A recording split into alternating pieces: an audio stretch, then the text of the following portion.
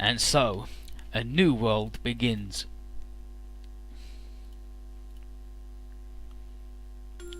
Location, Glomar, the living room. So on board the Glomar is Slay talking to Mimsy. And they both know that this year is her last, and therefore he'd like her to go through with their planned marriage. But she's a bit hesitant, but Slay reminds her that she'll soon lose her functionality as a woman. I wonders if there's something wrong with him. They're like, is it me? Am I the problem?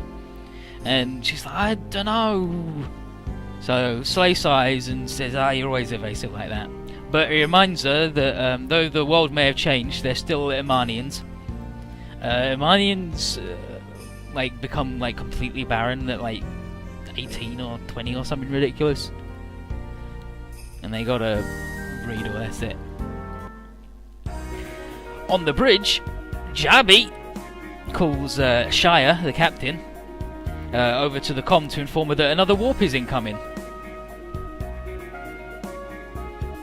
Shire's surprised there's another one, but figures it's due to how unstable the world's gotten. But this one's different from the other space-time warp, apparently. And Jabby is tagging whatever it is as a singularity.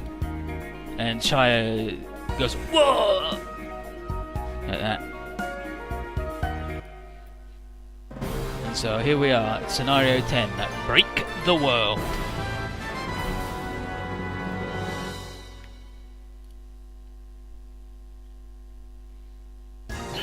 So this bullshit happens again, and Kay flies out of it a million miles an hour. What the? Where am I? But he's like, wow, lucky I'm me. The lesser pilot would have crashed and burned after all that. But he wonders what happened, because the last thing he remembered was being in South America, protecting the orbital elevator and using the weird bomb. He's like, maybe the blast threw me somewhere, but none of his guidance systems are working, his GPS and all that, like he mentions there. And furthermore, he's like, what happened to Unius 7 since then? Because if that thing drops, then might as well wreck the entire planet. But dang it, can't even get in touch with Orson. Yeah, hide in Jabby till Kay gets on the box as good as hell. So here's the Glomar, it's like, Shire, there he is. Mimsy spots him. Shire recognises the unit as a go-walk type. And it's seems to be a Kiram device, but League, this dude here, chief engineer of the ship, says that that model has long since been abandoned by the Kiram. The Chiram.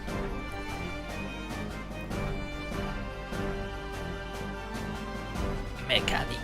It's like, well, you're the mechanic, League, so just you. And then Gold asks what they should do and wonders if they'll be able to sell the thing as an antique. And Shire vetoes that because it's a singularity they're dealing with. Like, wait, what? And she's like, I don't know what to do, because these are pretty unprecedented times. But Mimsy thinks maybe they should just talk to the pilot.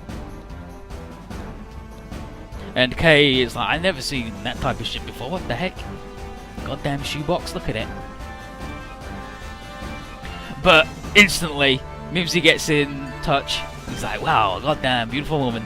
But she introduced herself as an part of the Emanian factory, and offers help. And Kay's like, oh, you're pretty cute. Want to tell me your name? And she says, didn't you just hear what I just said? He's like, yeah, I did, but my number one priority right now is getting to know you. And he's like, I can't believe this. I can't believe the singularity turned out to be such a womanizer. But either way, Kay's like, name first and then we can talk. She's like, fine, Mimsy Wrath. Kay's like, I'm Kay Katsuragi. Nice to meet you, Mimsy. And he's like, so what the hell's an Oman? I never heard of a country with that name before. She's like, we got a lot to talk about, so come on over. And he says, don't worry, we've got no intention of taking you prisoner or anything. And the Kay says, I've got no problem with being handcuffed if it's with you. And Slay says, stop making passes at Mimsy. Goddamn Slay. So Shire tells Slay to settle down and tells Mimsy to bring Kay over to the Glomar. And Kay's like, oh, I got no choice here, consider the situation. But he's no idiot. If this is a trick, he's gonna blow him out of the sky.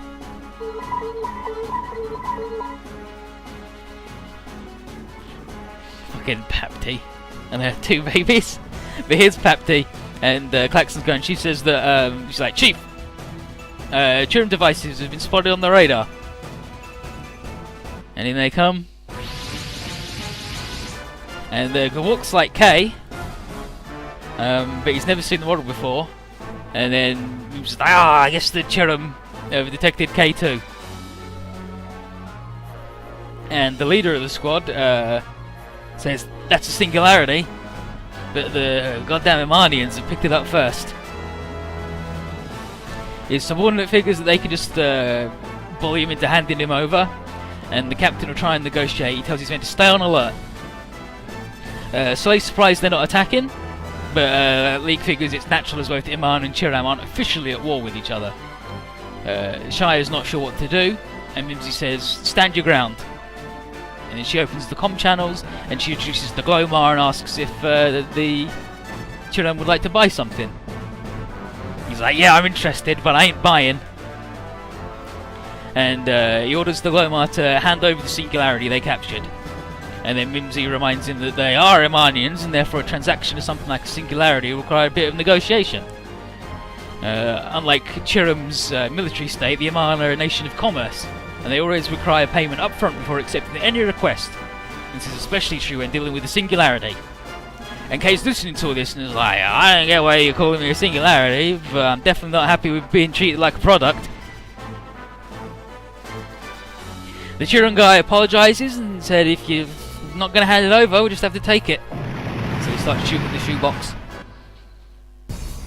And they were just warning shots. But the guy says they won't tolerate any obstacles towards capturing the singularity. And Mimsy says opening fire on a caravan ship is a serious violation of international laws. He's like, that's only a problem if there are witnesses left to accuse them of it. So now, singularity, get over here. I don't think so.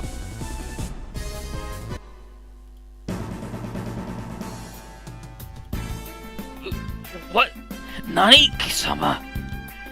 Really don't care for people like you, push others around to get them to play along.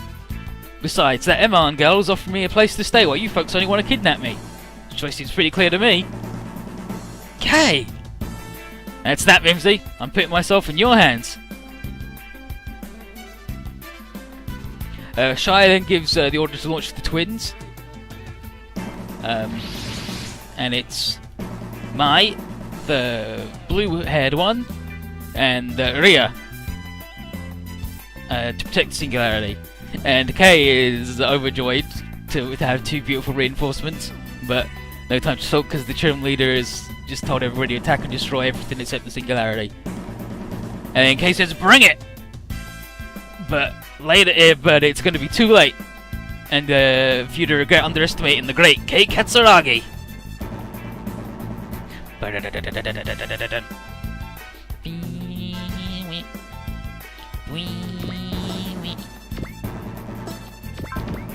Look at these fucking things. Incredible. And the SR point is just defeat anything in 3 turns, which is easy enough. It's just they're a bit dodgy, but you can deal. Got 3 things to take down 5 things.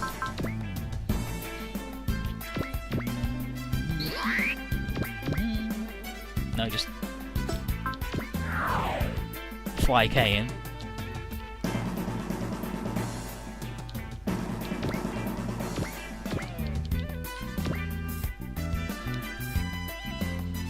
How do you Nicholas Fox? These guys' mechs are incredibly fast. I'm not letting them shoot me down. Chirims, golems, whatever, not getting their hands on me. And let's look at Brunom's analysis of the Glomar. Okay, so the shoebox, pretty good. You earn 20% more money for standing next to it. Shire is Rui and Godmar's Minako in Eriko, and she's always another new character. And Mimsy is Garnet in OGs. She's Kiriko in Tenchi Muyo and loads of other things. She's played by Kumi Sakuma.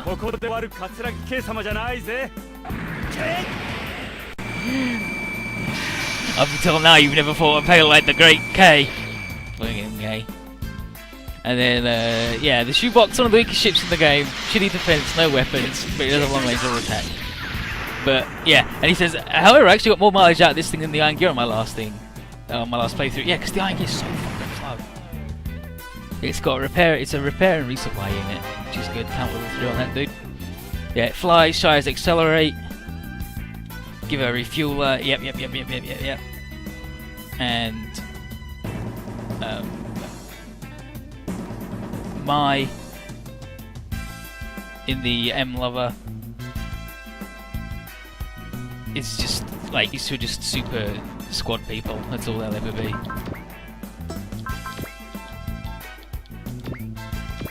But that's fine. It can be super squad people.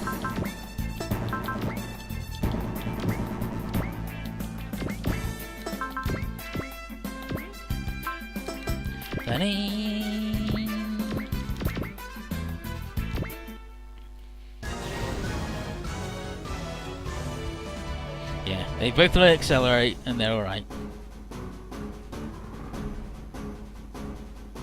They're alright for what they do. This guy. I didn't really want to use that gun, but it's got slightly better odds. Rhea, follow my lead. Stop with that big sister attitude. You were barely born an instant before me. How dare you? Yuck. I can do anything you can do.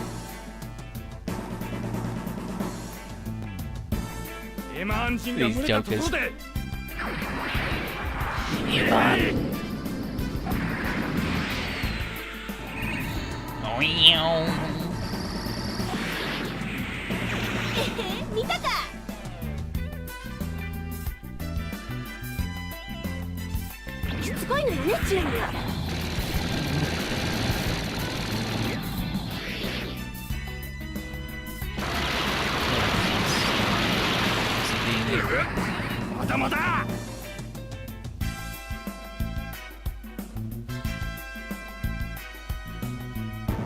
Jeez, recently my sister is unusual. Yeah.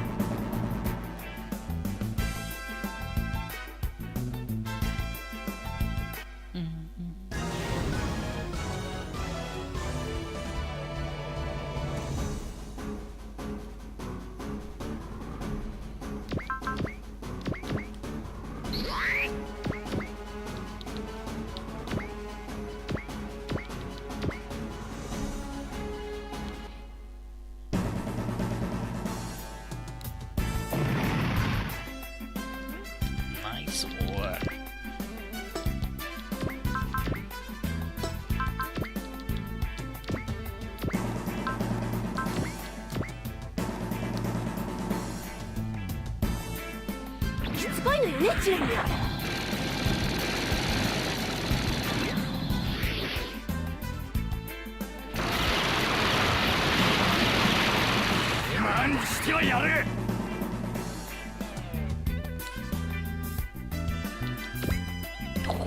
Don't like that.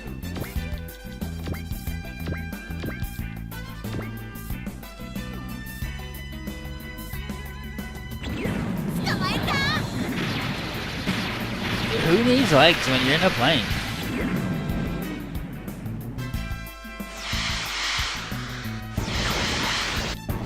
Apparently, it just needs better aim. Oh, they both got fucking shot. Alright, that's not so useful to me.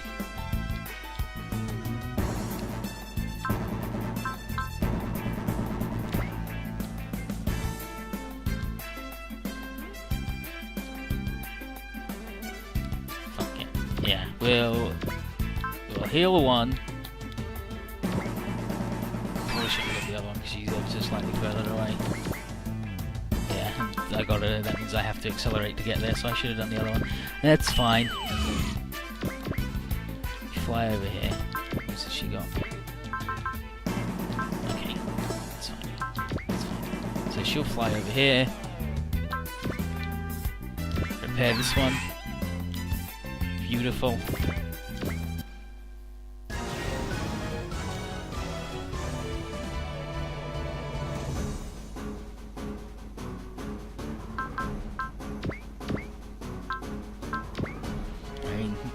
to him.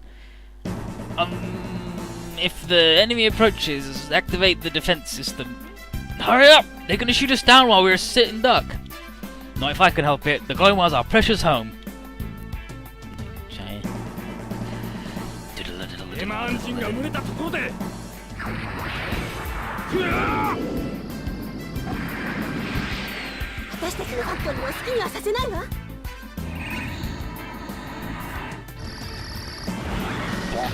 Oh, look, she put her hands over her head.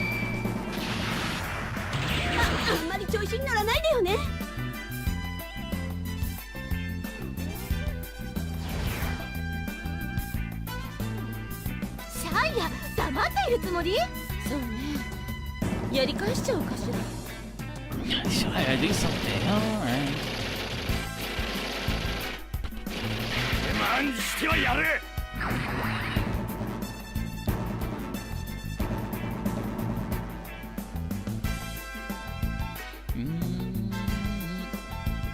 I'll probably just not defend.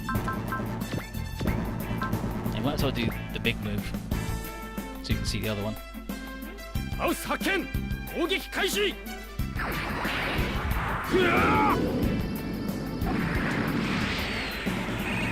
These guys doing their pinwheels.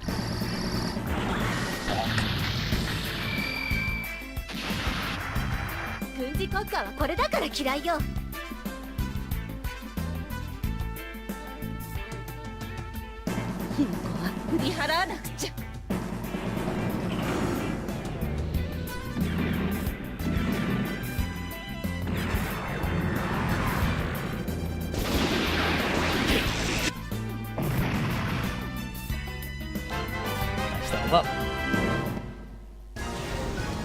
And then we'll send K over to that one. He'll hopefully blow it up because he's the cool dude. He can support himself. Yeah, remember when we had to upgrade the shoebox to keep it alive? Because fucking guy gave me a game over. He gave me a game over the day before my birthday. I was like, yeah, I gotta get up early for waffle breakfast tomorrow. I can do one stage. And then it was 3 hours long and fucking the shoebox blew up. Game over, I'd have to do it again. It was hell.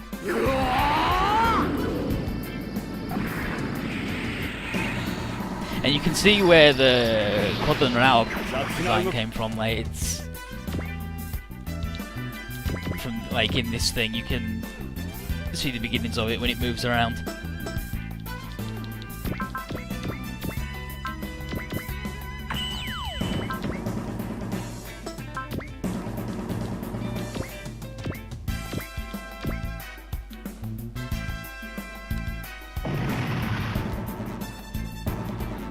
Yeah, that playthrough was rough because I was bad, and I also didn't get the squad system at all. Like, I just didn't understand it. Oh my lord!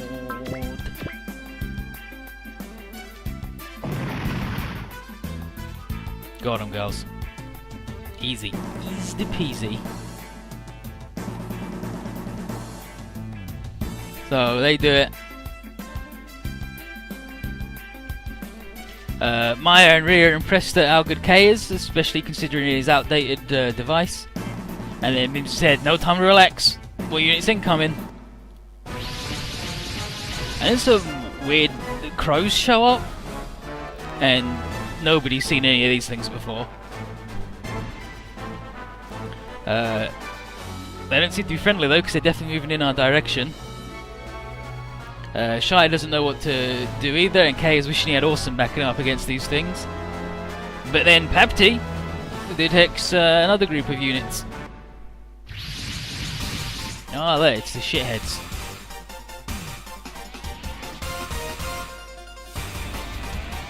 So it's a group of mobile suits, but it's not Zaft, as Kay suspects. It's Neo's Phantom Pain Squad. And they introduce themselves as being from the new Earth Federation Army, and they offer their assistance. Kay's never heard of the organisation, and Shai's surprised that they're offering to help. Neo says it's natural, seeing how the new Earth Federation is the duty of protecting the New World Order. Mimsy asks if they know what the crows are, And but Neo says it's a matter under investigation, and they probably come from one of the newly discovered worlds. Kay is confused and says we'll save it for later. Right now we've got to work with the Phantom Pain. Owl doesn't like it very much and wonders why we're fighting an unfamiliar foe for an unfamiliar cause. Sting points out that at least they're not slaving away for the Titans anymore.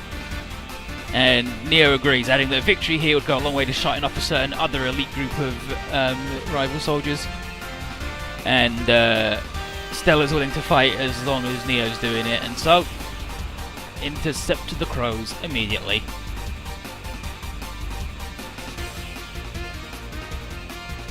And now we got these goddamn nerds. So there's Neo. He's good, as you'd expect, being the clone of a Chardad. Plus 10% accuracy and evasion for his squad bonus. Command level 3, command level 1, support that level 1, level 4, sure. It's robot kind of. It's alright, it's not brilliant. And then there's these jokesters. Sting, he's alright. Range plus 1 for everything that's not map or range 1. Stella, Stella. Right, plus 1 move.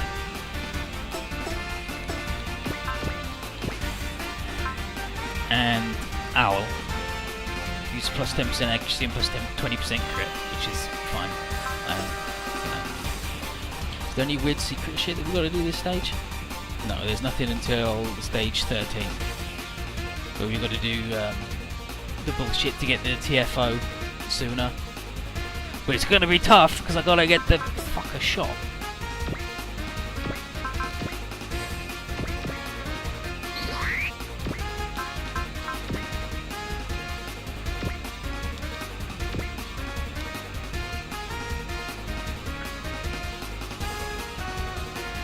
Ugh, they look dumb, but they're actually pretty fast. Not fast enough to beat me, not in a million years.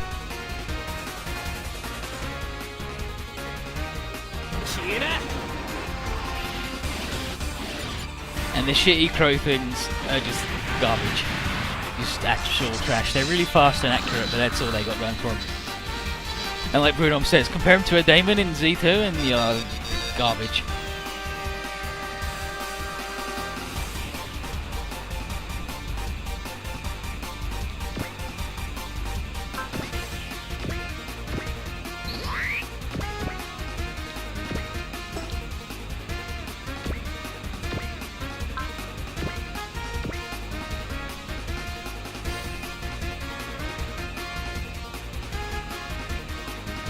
Stella. He hasn't even got Stella fighting him. Just didn't happen for him. Didn't care. No, here she is. I'm sorry, birdies. She's like, Tori, my apologies. Poor birdies.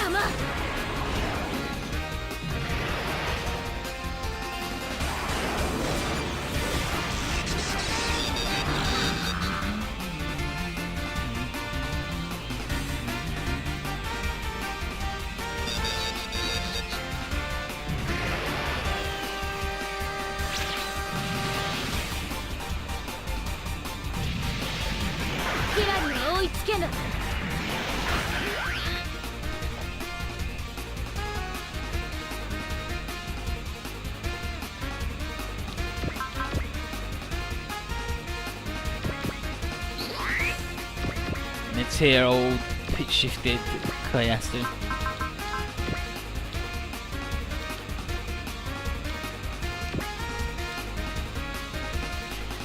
Whatever these crows are, we'll hunt them to the last bird. If you don't do this, it'll put the boss in one of his moods.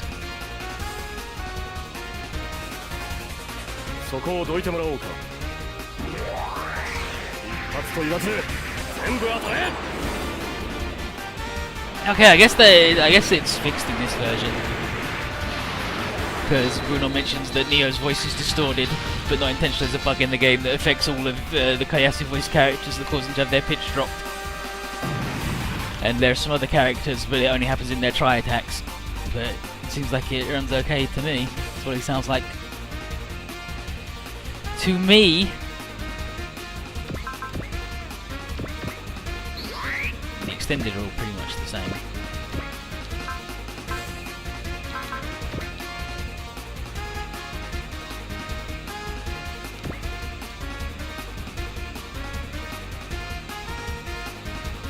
get Owl to fight him?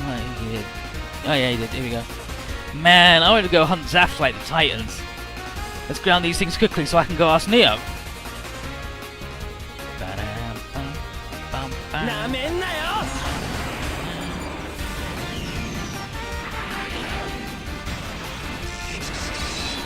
Got him.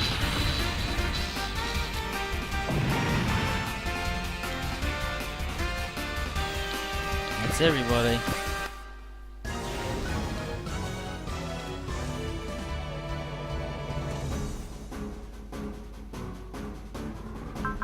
Yeah, go on, use the 12.5mm closing weapon system.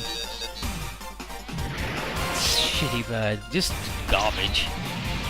I'm glad though, I'm glad. I never want to fight another Damon as long as I live, but I'm gonna. Now what you got?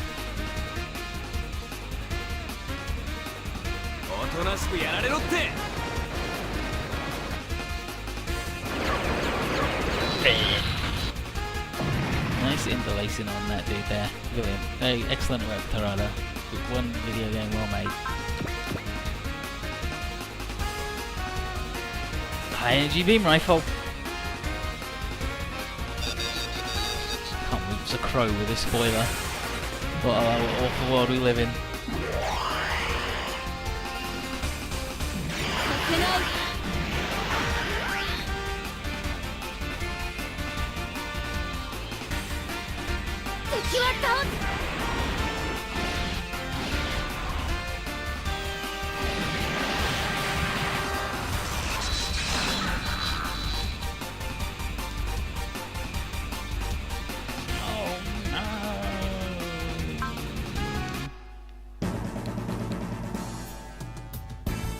Dodge the birdies. Said we'll dodge the birdies. Thank you very much.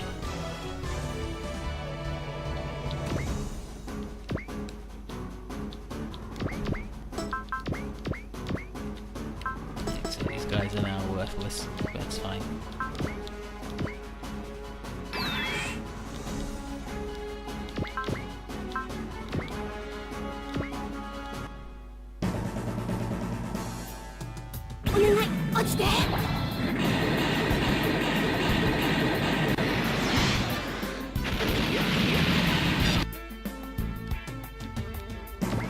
Oh jeez.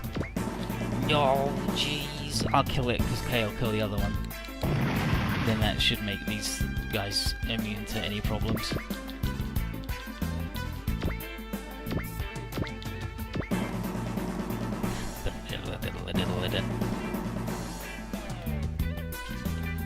Where's Kay?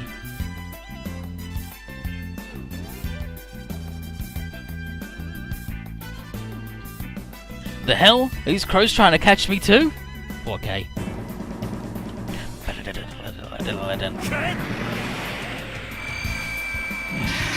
Eat this.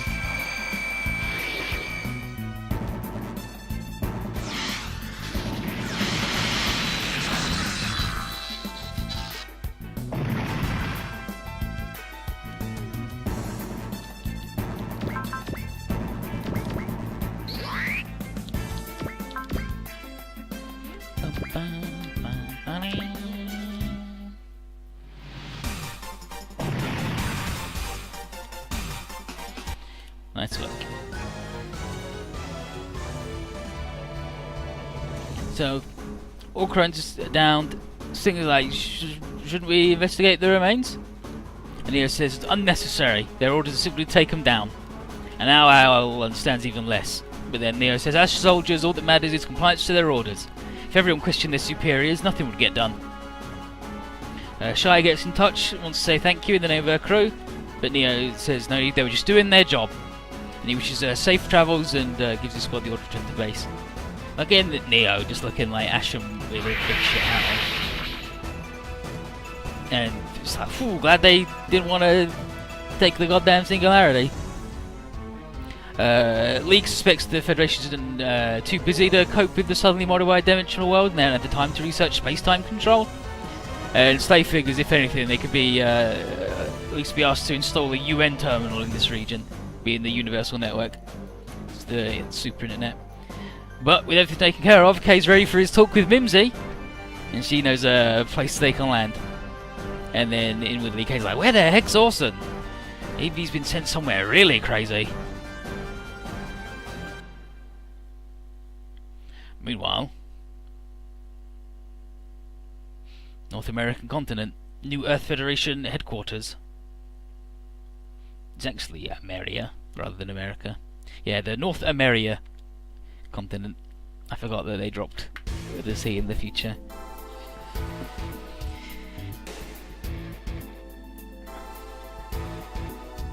I wish Neo was Mulaflaga. What world we live in. But in here we find Brigadier General Edel Burnell, and she's thanking Lord Gibril for loaning his troops to the Federal Army. And he says not to worry about it, as his sole concern is to help her proposal to restore order to the Earth sphere as soon as possible. Gibril wants to ask if she's given thought about the other matter, saying he can offer all the troops of the former Atlantic Federation if necessary. And with that much power on her side, it'd be simple to oust Yamatov Hyman and seize control of the new Earth Federation army. Yamatov Hyman. She then asks, a bit uneasily, if conquering the coordinators would be next after that. Hey, don't F you, El Vernal. She's done nothing wrong. And Gibber's like, that's right. Yes, they wouldn't have order restored until they're eliminated, right? And then Edel doesn't answer. And Gibber continues, saying the group greatly appreciates how she sacrificed herself over these past 3 months to achieve her dream. Burnell does only like one thing wrong the entire thing. It's really fucked up. But she doesn't need to make her decision to take his offer now, and he'll excuse himself because he's got another meeting. And then as he leaves, Edel is saddened by the prospect of having to deal with such a bigoted man. He's only interested in destroying the coordinators. And there's the Sage Council, who are the governing body of the New Earth Federation. But in the end, no choice but to work with them if she's to help this chaotic world recover and restore order.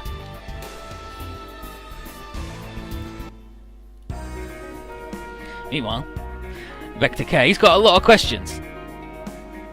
Who the heck are the Aman? Who are the Chirrup? What's the new Federation thing? What the heck's going on? And then this thing comes over and he's like, don't be in such a hurry, we've got loads of time to talk. And then Kay's like, holy shit, a monster! And he's like, I'm not a monster, I'm Jabby. Shai says it's okay and says that Jabby may look different, he's a complete gentleman. And Kay's like, what the heck? Monster's a gentleman now? What sort of place is monsters walking around? Is this Wonderland?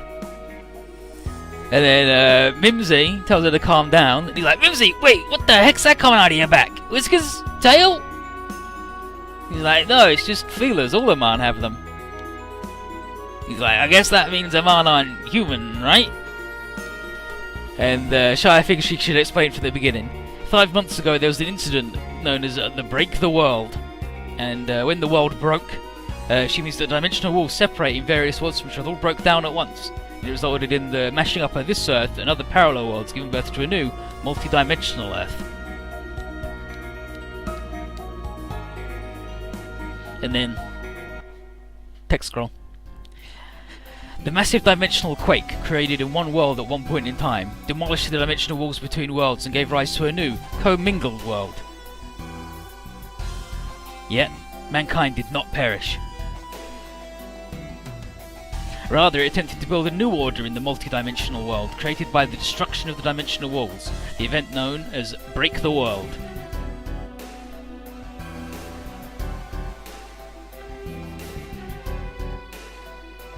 The Earth Federation, Earth Alliance, United Nations Earth and United Federation of Prodigio Towers merged their peoples and organizations into a unified nation called the New Earth Federation, in whose name all of mankind was to be governed. Declaring itself as the world's police, the New Earth Federation took an active role in local conflicts worldwide, and assimilated one small nation after another into its ranks. Though this provoked resistance from Chirum, one of the nations that predated the multi-dimensional world, both eventually recognized each other as allies and opted to coexist as neighbors. As a result, the New Earth Federation and Chirum's sphere of influence radiated from the American continent to include fully 70% of the Earth and 75% of its population.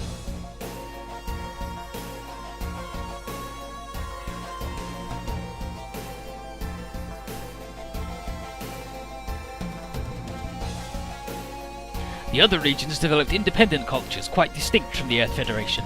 The largest of these integrated into the multidimensional world at the same time as Chiram is the Aman.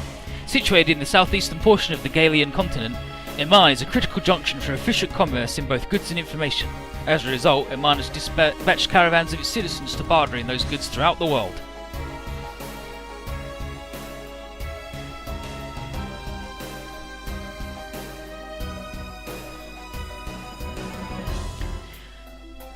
Through the actions of the Aman and the Information Centralization and Distribution System, aka the UN, which is the Universal Network, centered in the New Earth Federation, mankind has slowly begun to understand the multidimensional world, accept and adapt to it, and re-establish the basic pillars of daily life. However, the world is still too mysterious and unstable for mankind.